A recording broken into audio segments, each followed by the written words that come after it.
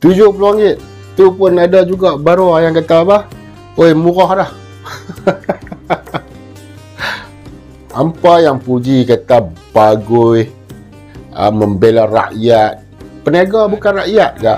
Awak hanya rakyat ni yang duk pergi naik kereta, duk pergi kerja dalam pejabat, kerja kerajaan, yang kerja di apa, kilang-kilang, kerja di pusat-pusat beli belah. Hanya tu rakyat saja ke? Habis yang meniaga makan, hak yang peniaga-peniaga, yang menjaga roti canai, yang menjaga nasi lemak, yang duk menjaga cucuk bom.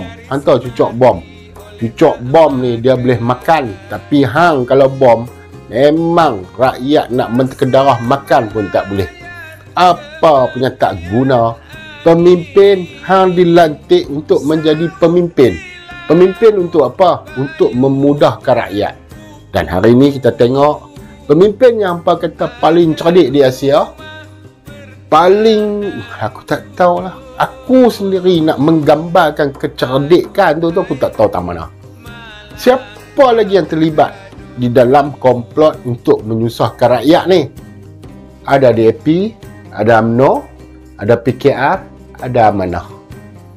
So, kenapa? Kenapa ini semua terjadi? Semuanya adalah di jari anda. Dulu apa yang banggakan? Mereka ni akan membela nasib rakyat. Dan hari ini kita tengok, isu bermacam-macam isu. Dari GST, SST, LGT, semua naik mendadak. Barang naik. Tu pun ada anjing-anjing DAP yang duk kata, barang dah turun.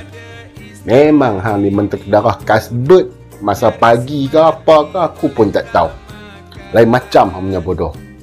Okey, kita tunggu pula apabila gas tung ungu diperkenalkan. Kita nak tengok TOI harga berapa, kita nak tengok TI harga berapa. Ini adalah minuman-minuman rakyat Bahrain. Woi bangang, yang duk menoreh tu pun nak pakai duit. Ingat sikit. Hak yang duk ambil gaji cara musim, yang duk mengerap padi pun nak pakai duit. Hampa ni kalau nak suruh jaga rakyat, bukannya hampa nak jaga rakyat, hampa pijak lagi rakyat. Macam ni ya nak dikatakan pemimpin berjiwa rakyat. Hampa serusak anjing-anjing yang ada tu. Tanya mereka, macam mana? Okey tak okey? Macam pelang.